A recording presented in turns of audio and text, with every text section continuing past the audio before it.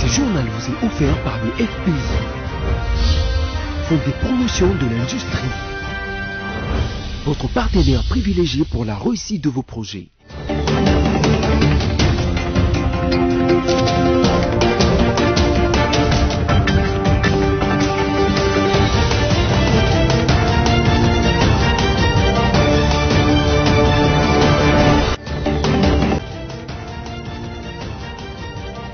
Bienvenue à tous à cette édition rétrospective dont voici le sommaire.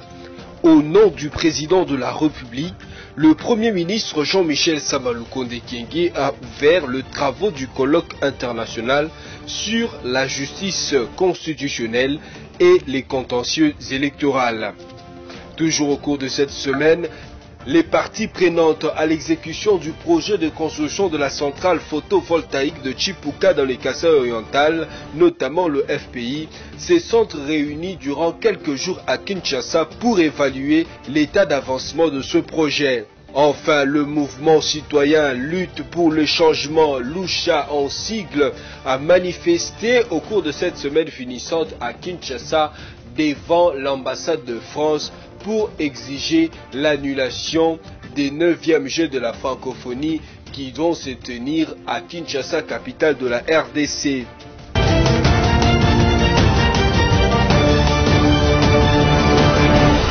C'est en début des soirées, le samedi 13 mai, que le chef de l'État Félix Antoine Tshisekedi Tshilombo est arrivé à Oyo, une ville située à 400 km au nord de Brazzaville, pour une visite officielle de travail de 24 heures.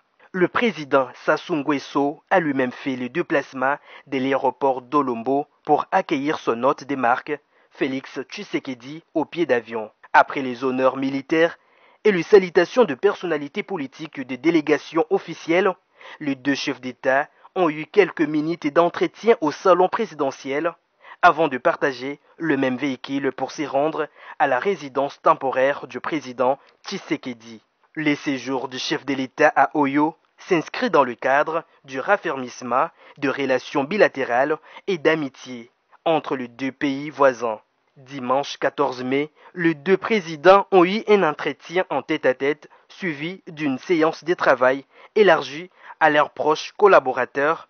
Les échanges ont porté sur le sujet d'intérêt commun, la coopération bilatérale et la situation sécuritaire à l'est de la République démocratique du Congo.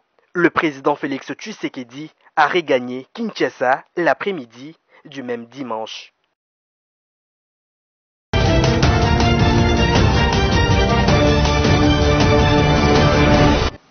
Les députés nationaux se sont retrouvés le 16 mai 2023 dans la salle de congrès du Palais du Peuple en plénière consacrée entre autres à l'examen et adoption du projet de loi portant autorisation de l'état de siège. Dans l'économie de son discours, la ministre d'État, ministre de la Justice et garde de Sceaux, a fait de ce projet de loi.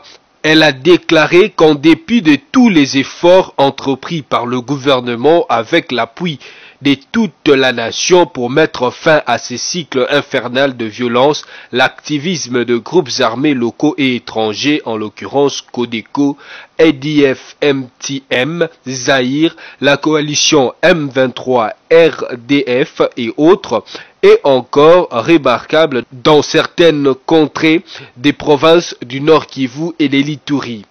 Dès lors, une nouvelle prorogation de l'état de siège s'avère indispensable pour permettre aux forces armées de la RDC de poursuivre les opérations militaires de pacification. Par motion de procédure, le député André Tamboué s'est prononcé sur l'inopportunité du débat sur ce projet de loi, étant donné que les préparatifs à la table ronde devant évaluer les avancées et ratés de cette mesure exceptionnelle d'application 2 ans sont suffisamment avancés. Motion qui a été adoptée et le projet de loi déclaré recevable, puis les 3 articles et les exposés des motifs de ce texte de loi ont été soumis au vote. Au finish, sur 252 députés ayant pris part au vote, 233 ont dit oui, 16 ont voté non, 3 se sont abstenus. Le projet de loi a été aussitôt envoyé au Sénat pour vote en seconde lecture.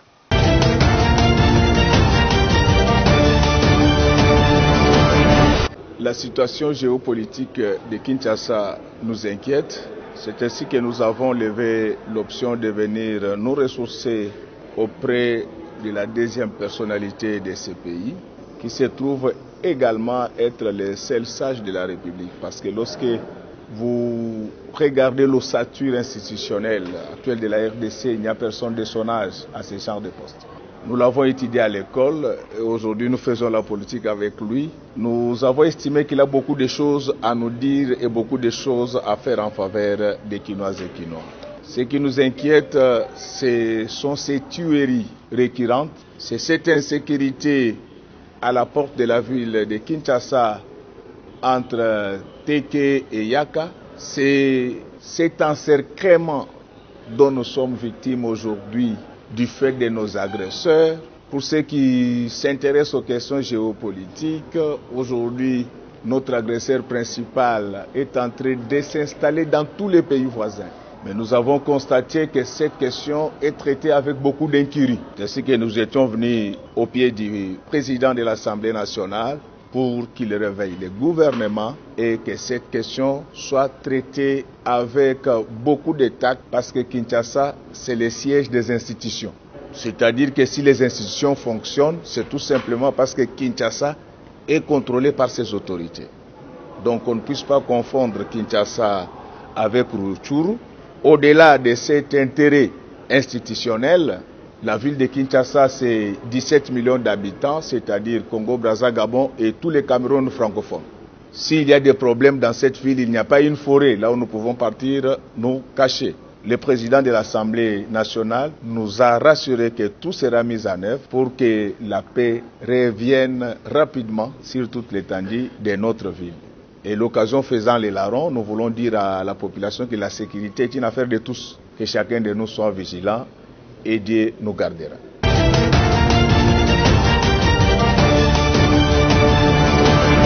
Je suis ministre de l'économie depuis un mois. Depuis, le taux d'échange n'a pas bougé.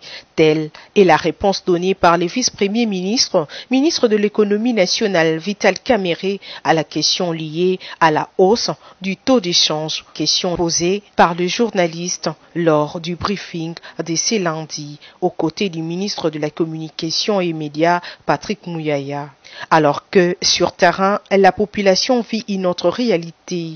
Chaque jour, les chiffres varient au tableau des cambistes de la ville-province de Kinshasa.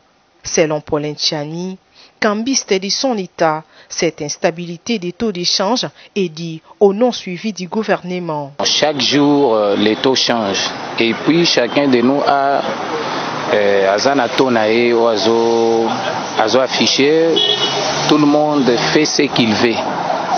Tu peux aller, comme moi là, j'ai mis des 23 000 francs, 10 $. Mais d'autres places, il y a ceux-là qui changent à 23 300, 23 500.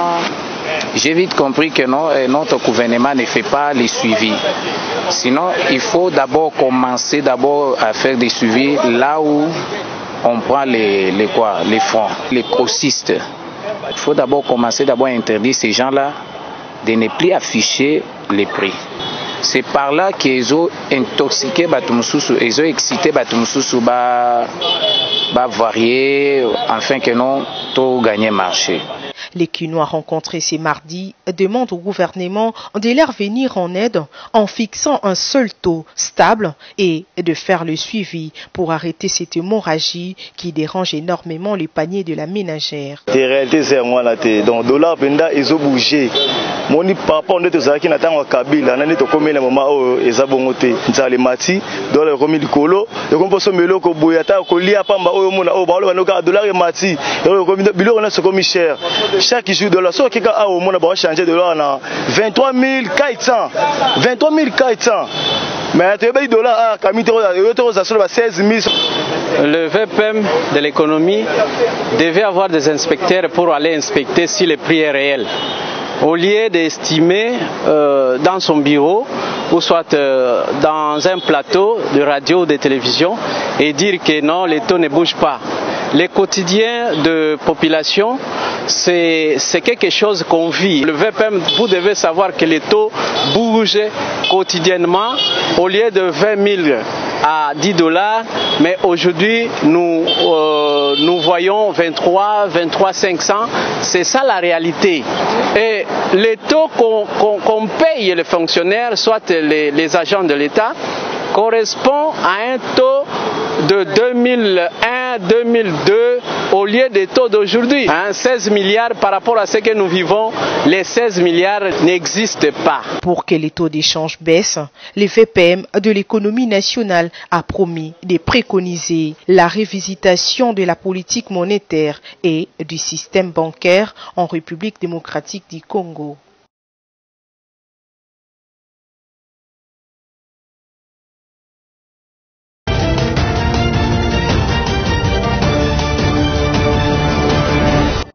C'était dans la salle du Fleuve Congo Hotel, située dans la commune de la Gombe, que s'est ouvert les travaux du colloque international sur la justice constitutionnelle et le contentieux électoral. Et ces assises sont organisées par la Cour constitutionnelle dirigée par le Premier ministre Jean-Michel Samalou Kondé, au nom du président de la République, chef de l'État Félix Antoine Tshisekedi Tshilombo, en présence de plusieurs participants et invités étrangères. Le Premier ministre, à l'entrée de jeu, rassuré de l'accompagnement de son gouvernement dans la réussite de ses travaux. C'est l'occasion pour moi de remercier et de féliciter le président de la Cour constitutionnelle pour cette initiative. Et je le rassure de l'accompagnement du gouvernement de la République dans la réussite de ces présentes assises. Par la même occasion, je rends hommage aux partenaires locaux et internationaux qui ont contribué à la préparation de ces travaux.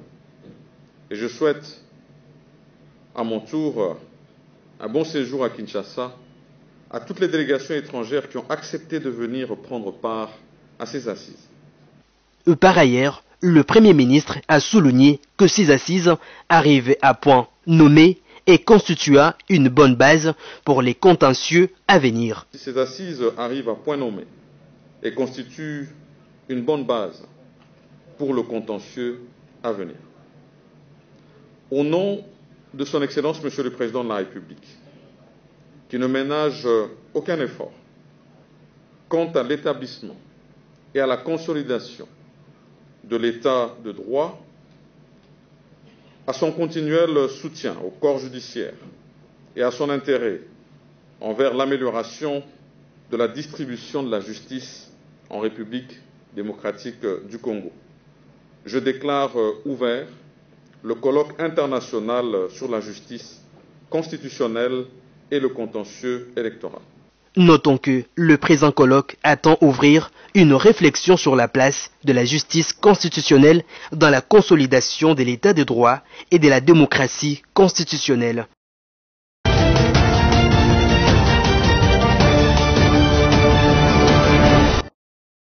La crise de ce qu'on appelle le Bonga au Katanga, ce qu'on appelle le Bukula Bwanseka au Kasaï, ça ne date pas de ce gouvernement-ci.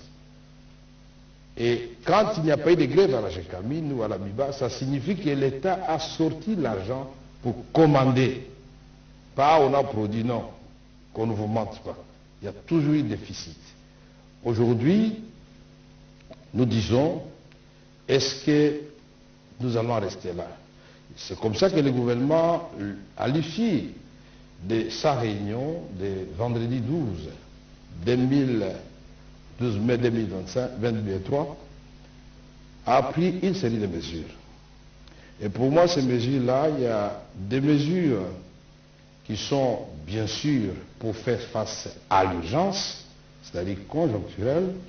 Il y a des mesures qui sont de l'ordre de la résilience. Les Congolais doivent comprendre, nous, Congolais, devons comprendre que nous pouvons, en donnant plus, sortir de cette zone de pauvreté. Et la troisième série de mesures, ce sont des mesures structurelles, où nous regardons dès l'avant, où nous voulons l'autonomisation où nous voulons justement notre souveraineté alimentaire, bien plus. Notre ambition est d'exporter et recouvrer nos places, puisque telle est notre vocation, au cœur de l'Afrique, d'exportateurs pourvoyeurs du développement. Nous devons, nous, la République démocratique du Congo, avec l'emplacement géostratégique qui est le nôtre, avec des atouts innombrables et inégalés, je ne vais pas les citer ici, l'eau, la forêt, les terres, et tout à l'heure on va vous illustrer, quand ça sera le moment, vous allez voir les richesses du Congo, que ce soit l'eau, que ce soit les sources énergétiques, que ce soit le sol, les trois grands facteurs potentiels auxquels il faut ajouter d'autres pour produire.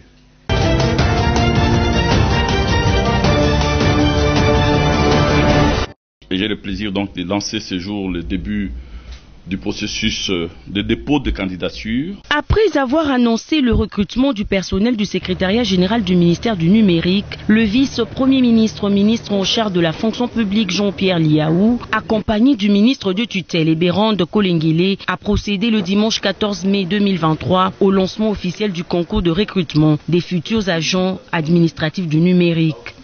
Bonne chance et que Dieu soit avec chacune et chacun d'entre vous.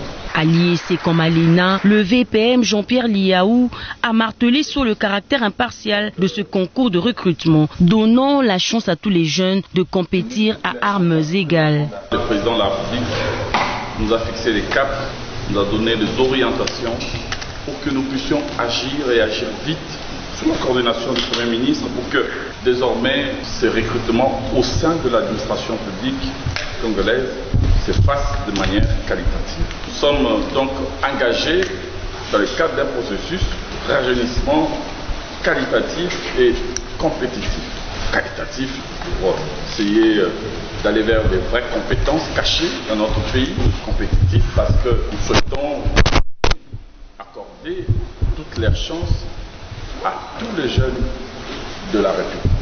Matérialisant ainsi la vision du chef de l'État qui vise le rajeunissement qualitatif et compétitif de l'administration publique. Nous voulons vous assurer, mesdames et messieurs, que cette épreuve est placée sous le sceau de l'égalité républicaine. Nous sommes là pour donner à chacun sa chance. N'ayez aucun complexe lié à votre nom, lié à votre rang social ou que sais-je d'autre. Le gouvernement de la République démontre sa détermination, celle de mettre un terme au régime de privilèges. En tout cas, côté organisation coup de chapeau, c'est très bien passé. On sentait qu'il y avait du sérieux. On ne pouvait pas entrer avec nos histoires comme le stylo, comme le papier. Donc pour éviter certaines tricheries, nous tous nous étions là dans ce même pied d'égalité.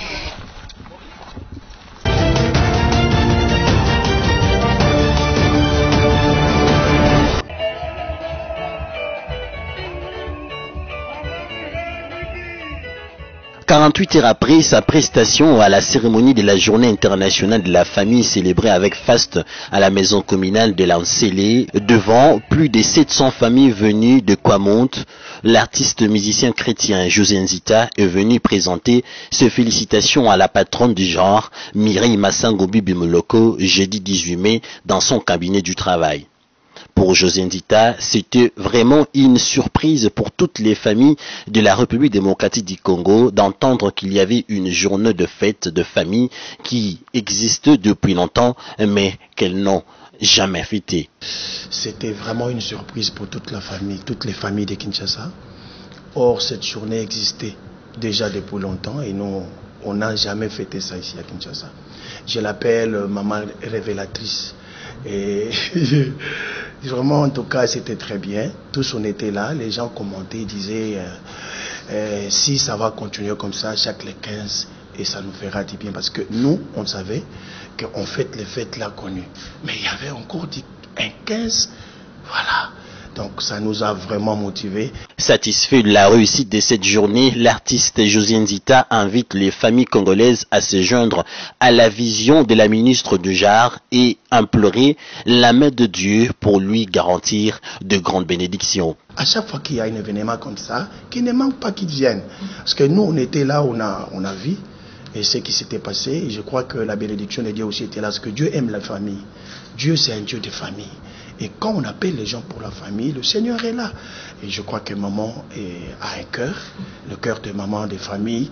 Donc je crois que nous serons tous ensemble avec lui et nous avons promis de le soutenir jusqu'à la fin de son mandat. L'occasion a été donnée à José Ndita de jeter de fleurs à Mireille Massangoubi Bimoloko pour les niveaux d'imagination et de ses initiatives en faveur non seulement de la femme et de la jeune fille congolaise, mais aussi de toutes les familles.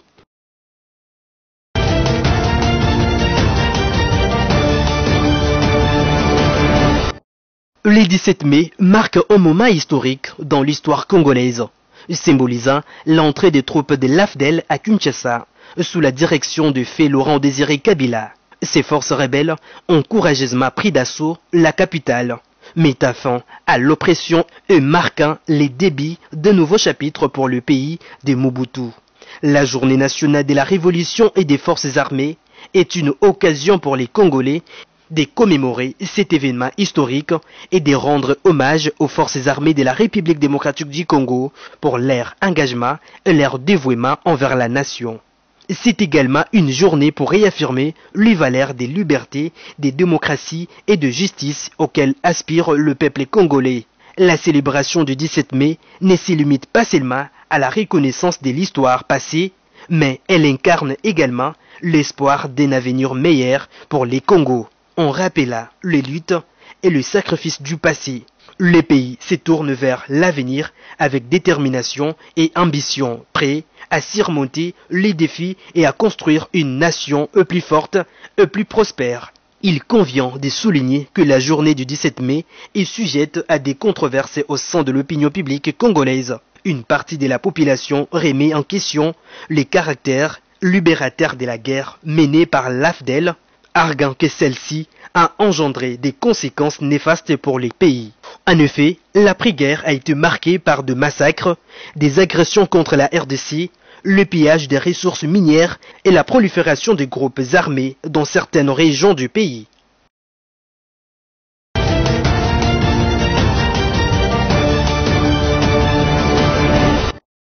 Nous sommes dans la province des Goma, précisément au Nord Kivu, troublé par la guerre de M23, où le général des divisions Afaxar Muturi Kyungu a officiellement pris ses fonctions du nouveau commandant de la force régionale de la communauté de l'Afrique de l'Est, EAC. C'est la deuxième fois que ces hauts officiers de l'armée kenyane apportent une vaste expérience dans le leadership militaire, le commandement et la gestion des opérations de soutien de la paix dans la région. Entre 2003 et 2004, il a été envoyé en tant qu'officier du désarmement, de la démobilisation, de la réintégration et du rapatriement avec l'Organisation des Nations Unies dans l'Est de la République démocratique du Congo, et aussi officier des liaisons pour la défense et la mission permanente du Kenya auprès de l'Organisation des Nations Unies à New York. Dans son allocution aux officiers présents à cette cérémonie, le général Kyungu a noté que l'EAC avait franchi des étapes importantes depuis le déploiement en novembre 2022, notamment la protection des civils et le soutien humanitaire dans les zones d'opération des contingents. Il est de noter que le général Jeff Nyanga avait démissionné à ses postes en début mai 2023. Dans une lettre de démission, moins approuvée par l'EAC, Nyanga avait dénoncé les menaces sur sa sécurité, des intimidations et pressions politiques de la part des contractants militaires ainsi que les campagnes médiatiques négatives.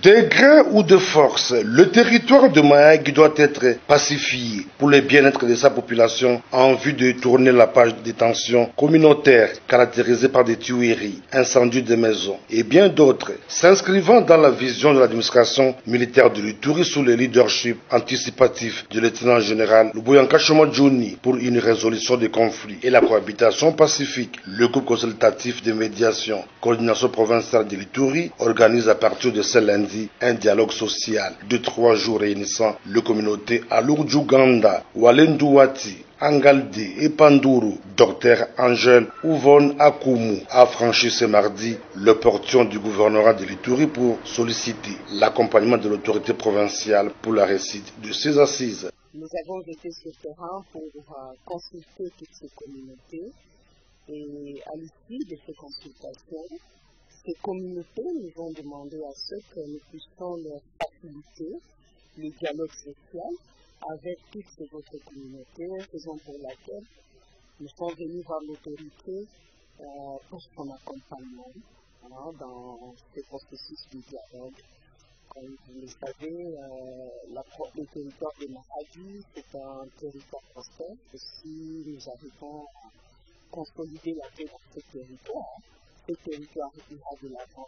De l'occasion, cet activiste de défense des droits de la femme invite la population de l'Ituri à la culture de la paix, comme prôné par le lieutenant général Luboya Kashama Johnny. Aujourd'hui, si nous commençons à accepter de dialoguer de nos problèmes, pour que nous puissions nous-mêmes relever les causes profondes de nos divisions et voir ensemble qu'est-ce qui nous unit, l'autorité provinciale ou l'autorité nationale, ne peut pas seule consolider la paix dans cette province. Tout le monde a s'impliqué pour que demain le territoire de Mahagi pacifié et pourquoi pas toute la province de l'Ituri. Depuis l'avènement de l'état de siège en Ituri, le gouvernement militaire mène une lutte sans merci pour la stabilisation et la restauration de l'autorité de l'État dans cette partie du pays, raison d'être de cette mesure exceptionnelle instaurée par le chef de l'État, Félix Antoine Tshisekedi Tshilombo, qui porte déjà ses fruits.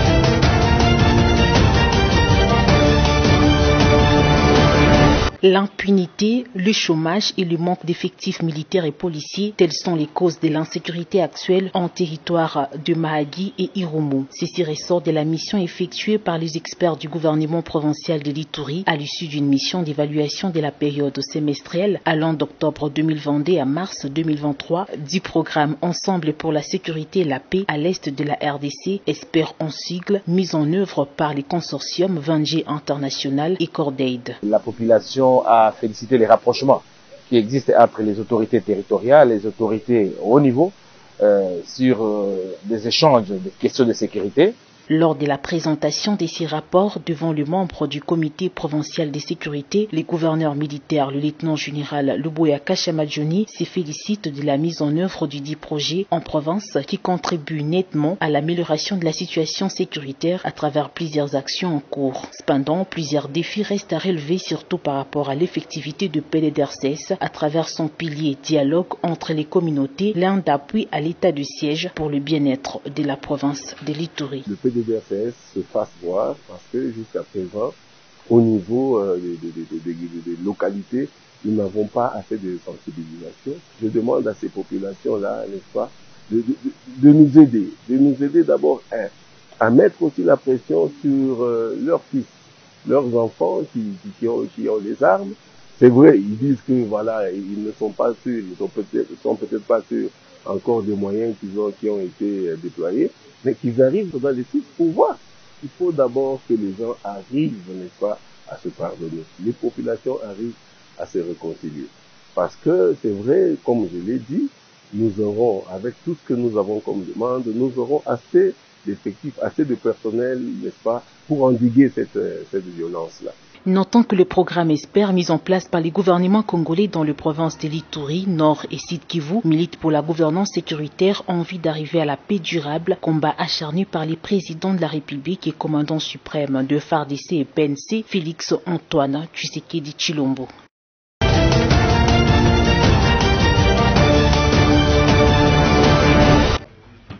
Ces rencontres qui ont duré des jours durant à Kinshasa entre les parties engagées dans la réalisation du projet de construction de la centrale photovoltaïque de Tchipoka dans le Kasaï oriental, à savoir le Fonds de promotion de l'industrie FPI, Hassan Alam Pejesco, le groupement égyptien qui est le constructeur du projet, Grant International Group qui assure le contrôle et la surveillance, et enfin le consortium égyptien des entreprises IGAD a été voulu pour assurer le suivi de la mise en œuvre et du contrôle de ce projet énergétique.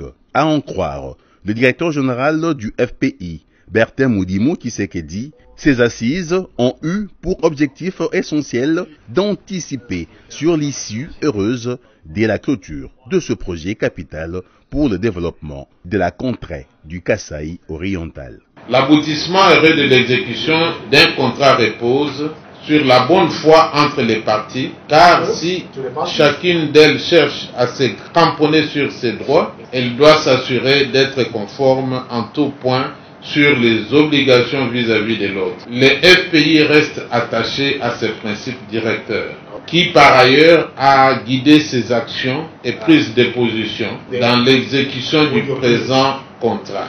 Il attend de toutes les parties prenantes la démonstration de cette même attitude. Et si, sur le terrain, les travaux ont atteint à ce jour près de 70% d'avancement, et c'est là à la grande satisfaction de toutes les parties prenantes, il est aussi admis par tous que les délais impartis quant à la clôture du projet est largement dépassé. La raison évoquée et reconnue par tous demeure l'enclavement de la région du Kasaï. Cette réalité endogène, nous ne cesserons de l'évoquer, elle demeure un vrai casse-tête. François Mpouila est cadre du FPI, mais aussi team leader du projet.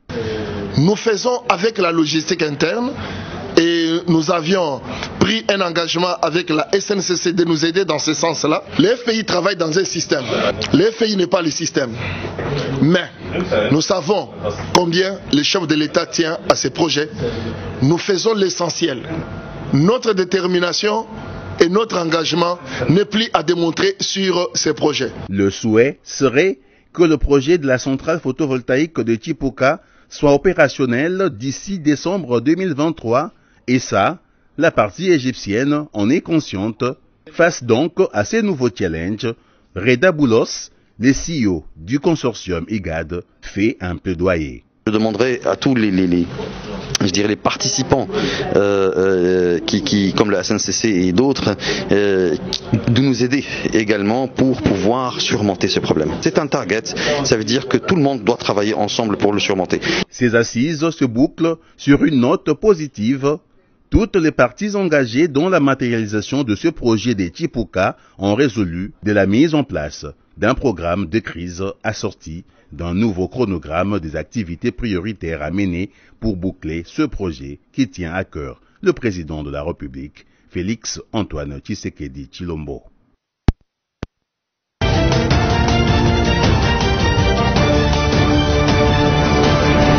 Non aux Jeux de la francophonie, non à Paul Kagame, Hitler africain, non à Louise Mushikiwabo, secrétaire général de l'Organisation internationale de la francophonie, OIF. C'est le cri lancé par le jeune du mouvement citoyen Lutte pour le changement, le chant en sigle, lors de leur manifestation ce jeudi devant l'ambassade de France à Kinshasa.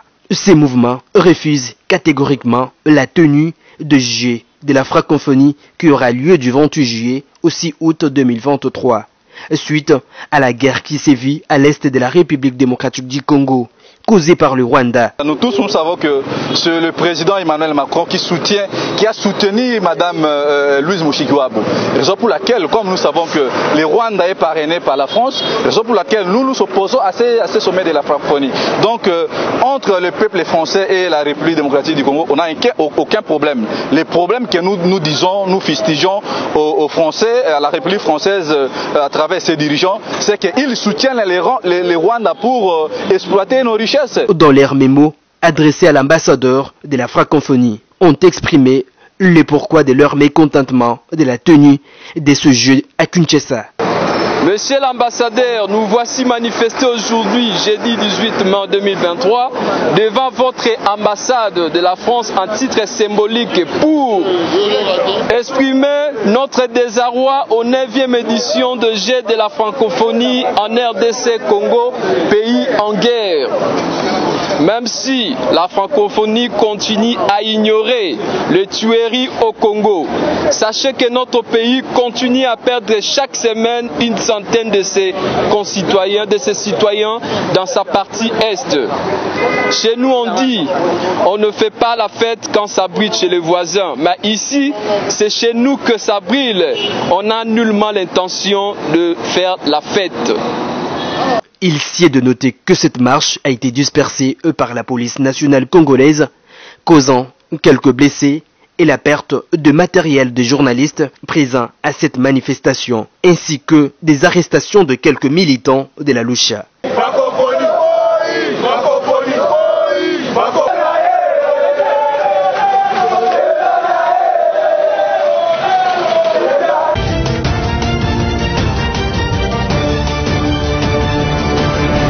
Non aux Jeux de la francophonie, non à Paul Kagame, Hitler africain, non à Louise Mushikiwabo, secrétaire général de l'Organisation internationale de la francophonie, OIF. C'est les cris lancés par le jeune du mouvement citoyen Lutte pour le changement, le chant en sigle, lors de leur manifestation ce jeudi devant l'ambassade de France à Kinshasa. Ces mouvements refusent catégoriquement la tenue de Jeux de la francophonie qui aura lieu du 28 juillet au 6 août 2023, suite à la guerre qui sévit à l'est de la République démocratique du Congo, causée par le Rwanda. Nous tous, nous savons que c'est le président Emmanuel Macron qui a soutenu Madame Louise Mushikiwabo. Raison pour laquelle, comme nous savons que le Rwanda est parrainé par la France, raison pour laquelle nous nous opposons à ces sommets de la francophonie. Donc, entre le peuple français et la République démocratique du Congo, on n'a aucun problème. Les problèmes que nous disons, nous fustigeons aux Français, à la République française, à travers ses dirigeants, c'est qu'ils soutiennent les Rwandais pour exploiter nos richesses. Dans leur mémo adressé à l'ambassadeur de la francophonie, ont exprimé le pourquoi de leur mécontentement de la tenue de ce jeu à Kinshasa. Monsieur l'ambassadeur, nous voici manifestés aujourd'hui, jeudi 18 mai 2023, devant votre ambassade de la France en titre symbolique pour exprimer notre désarroi aux 9e édition de Jeux de la francophonie en RDC Congo, pays en guerre. Même si la francophonie continue à ignorer les tueries au Congo, sachez que notre pays continue à perdre chaque semaine une centaine de ses concitoyens, de ses citoyens dans sa partie est. Chez nous on dit, on ne fait pas la fête quand ça brille chez les voisins, mais ici c'est chez nous que ça brille. On n'a nullement l'intention de faire la fête. Il s'y est de noter que cette marche a été dispersée par la police nationale congolaise, causant quelques blessés et la perte de matériel des journalistes présents à cette manifestation, ainsi que des arrestations de quelques militants de la Lucha.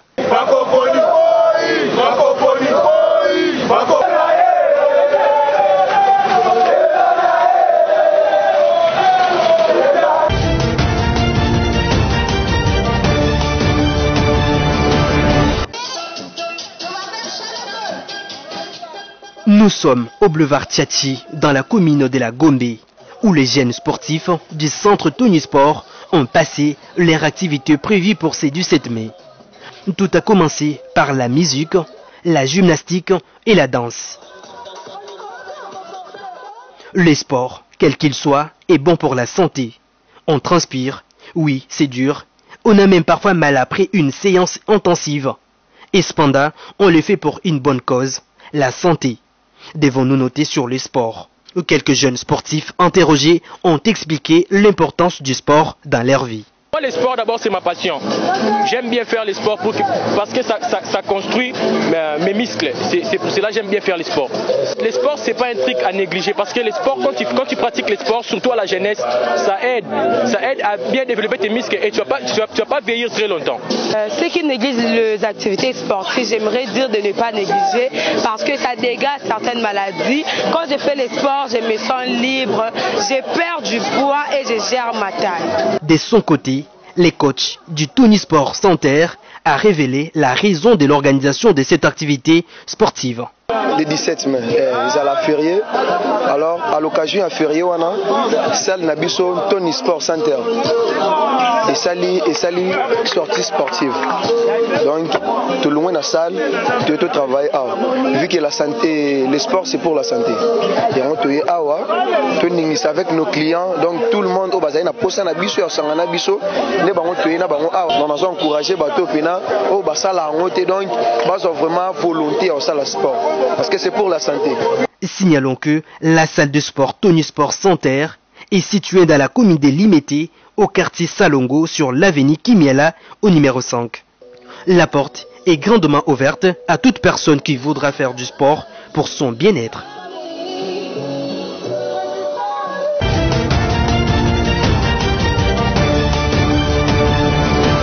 Place à présent au rappel de principaux titres. Au nom du président de la République, le Premier ministre Jean-Michel Samalukonde Kyenge a ouvert les travaux du colloque international sur la justice constitutionnelle et les contentieux électoraux. Toujours au cours de cette semaine, les parties prenantes à l'exécution du projet de construction de la centrale photovoltaïque de Chipuka dans le Kasaï oriental, notamment le FPI, se sont réunis durant quelques jours à Kinshasa pour évaluer l'état d'avancement de ce projet. Enfin, le mouvement citoyen Lutte pour le changement, Lucha en sigle, a manifesté au cours de cette semaine finissante à Kinshasa devant l'ambassade de France pour exiger l'annulation des 9e Jeux de la francophonie qui vont se tenir à Kinshasa, capitale de la RDC. Voilà tout pour cette rétrospective. Merci à vous qui l'avez suivi. Au revoir et surtout bon week-end chez vous.